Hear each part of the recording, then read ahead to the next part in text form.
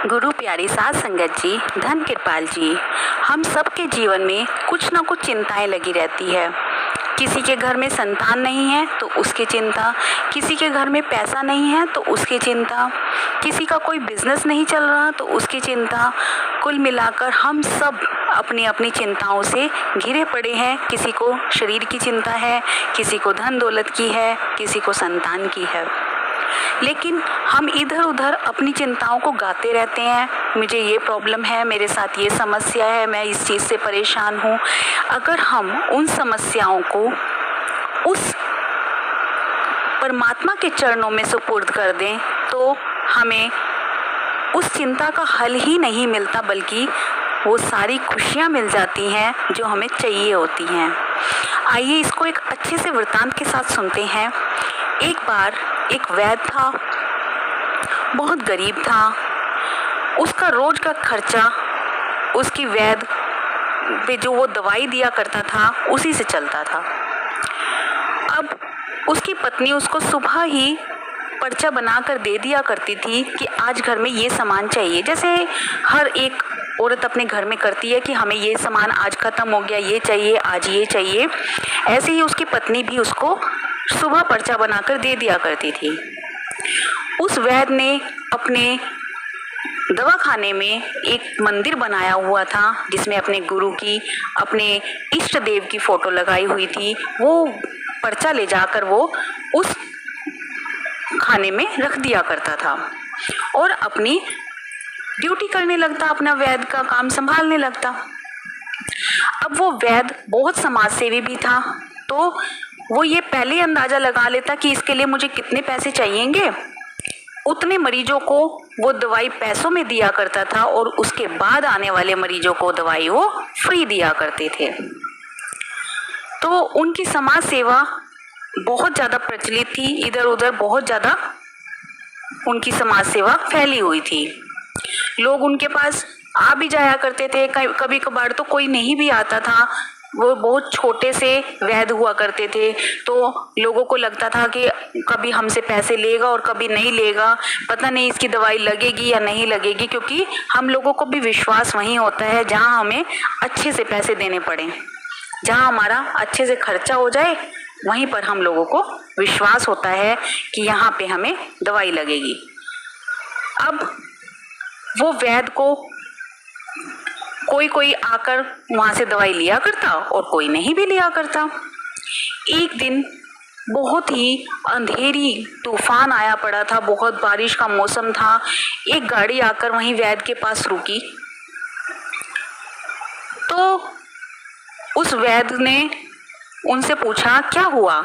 तो वो उसमें से एक जेंटलमैन बाहर निकल के आया और वहाँ पर आकर बैठ गया। कहने लगा मुझे काफ़ी दिनों से तकलीफ है, मेरे साथ ये परेशानी है। और बारिश ना रुकने तक दोनों आपस में बातें करते रहे। अब बातें करते करते उन्हें ये पता चला कि उसके घर में कोई संतान नहीं थी। जो जेंटलमैन आया था उसके घर में कोई संतान नहीं थी। वो वैद्य उस चीज़ की दवाई भी दिया करता था और उस दिन उसका पैसे लेकर दवाई देने वाला कोटा पूरा हो चुका था। तो उसने उस आदमी को दवाई दी और जब वो आदमी पैसे देने लगा तो उस वैद्य ने मना कर दिया कि नहीं नहीं, मेरा आज का कोटा पूरा हो गया और इसके बाद मैं समाज सेवा करता हूँ, पैसे नहीं लूँगा। वह जेंटलमैन उनसे दवाई लेकर चल दिया और बहुत ज़्यादा इम्प्रेस हुआ।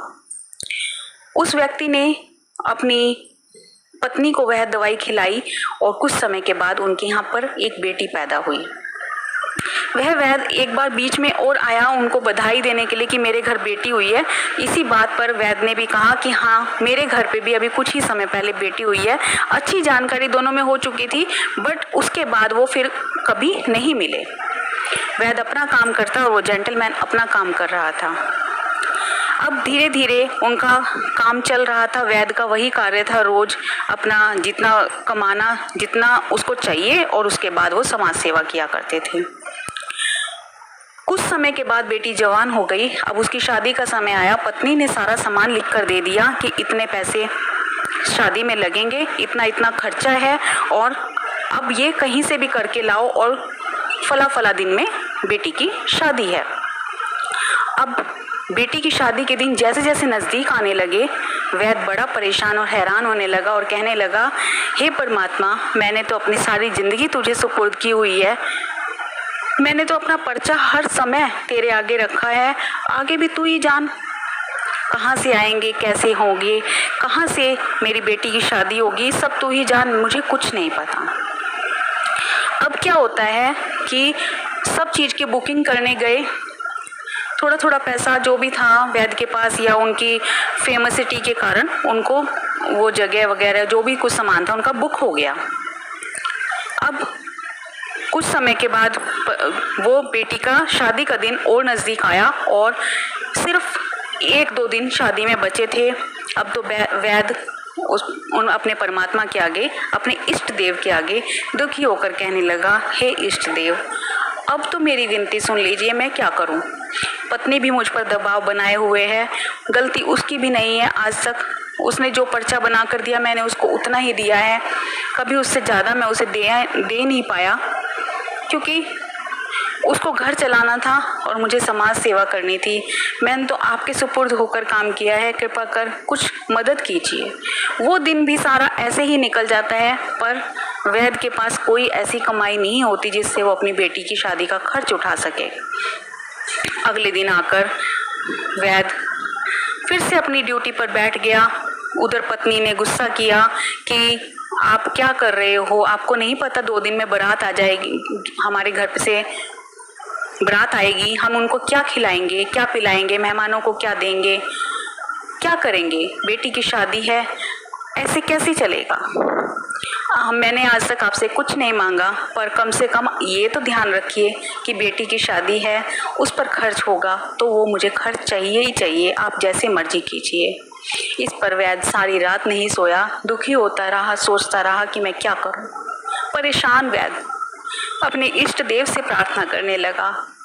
जब हम रोते रोते प्रार्थना करते हैं तो परमात्मा हमारी वो पुकार जरूर सुनते हैं। कहते हैं एक बच्चा जब अगर रोने की एक्टिंग करे तो माँ नहीं सुनती, लेकिन जब वो सच में रो रहा हो, उसके दिल में दर्द हो, तो माँ को दूर बैठ के पता चल जाता है कि मेरा बच्चा आज मुसीबत में है।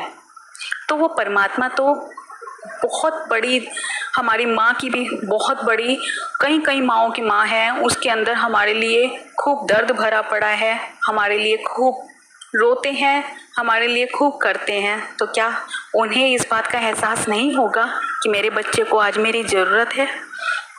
अगले दिन जब वैद्य जाकर गद्दी पर बैठता है तो वहाँ पर एक आदमी आता है, एक गाड़ी आकर रुकती है। अब वैद्य उस आदमी से पूछने लगा, हाँ जी, आपको क्या बीमारी है, बताइए। तो वो गाड़ी वाला आदमी कहने लगा कि आपको अगर याद हो, मैं वही इंसान हूँ जो तूफानी रात में आपके यहाँ आया था। मेरे घर कोई संतान नहीं थी, आपने मुझे दवाई दी जिस कारण मेरे यहाँ बेटी हुई। वह आदमी कहने लगा, हाँ वैसे तो मैं बहुत जनों को दवाई देता हूँ, पर हाँ उस तूफानी रात में हमने बहुत देर तक बैठकर बातें की थी, इसलिए मुझे कुछ कुछ याद आ रहा है। ये सुनकर वो वैद्य कहने लगा, अब आपको किस चीज़ के लिए दवाई चाहिए? तो उस आदमी ने कहा कि आज मैं दवाई लेने नहीं आया हूँ वैद्य जी, जब मेरे घर बेटी हुई थी, जब मैं उसकी मिठाई लेकर आपके यहाँ आया था तो आपने कहा था हाँ कुछ ही समय पहले मेरे घर भी बेटी हुई है। तब से मैंने हर चीज़ 2-2 खरीदनी शुरू कर दी थी, क्योंकि मुझे लगा कि वैद्य जी ने कभी आज तक मुझसे पैसे नहीं लिए और मैं आपकी बेटी को भी अपनी बेटी मानने लगा था, इसलिए मैं अपनी बेटी का जो दहेज इकट्ठा करता गया वो मैंने हर चीज़ 2-2 खरीदी है।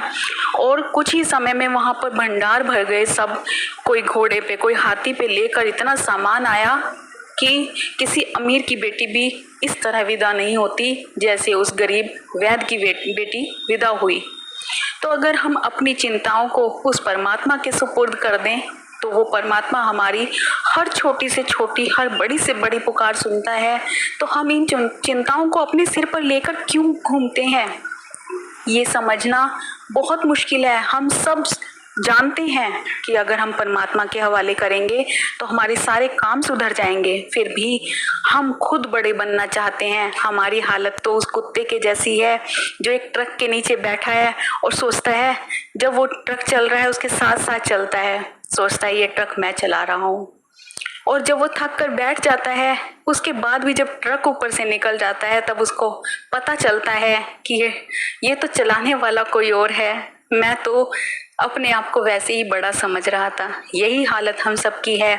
हम भी सारी दुनिया की चिंताएं अपने सिर पर लिए घूमते हैं, पर नहीं जानते वो चिंता उठाने वाला तो कोई और है, वो कार्य करने वाला तो कोई और है। हम तो ऐसे ही अपने सिर पर चिंताएं लिए घूम रहे हैं, अपने आप को पता नहीं क्या समझ रहे हैं कि अगर मैं कोई काम नहीं करूँगा तो काम ही नहीं होगा। ऐसा नहीं होता। हमें अपनी सारी चिंताओं को परमात्मा के सुपुर्द कर देना चाहिए और ज़िंदगी को आराम से जीना चाहिए। फिर ज़िंदगी का मज़ा देखिए, उसमें जीने का मज़ा ही अलग होगा। अगर आपको मेरी वीडियो अच्छी लगती है तो प्लीज़ लाइक कीजिए, शेयर कीजिए और मेरे चैनल को ज़रूर सब्सक्राइब कीजिए। Thank you.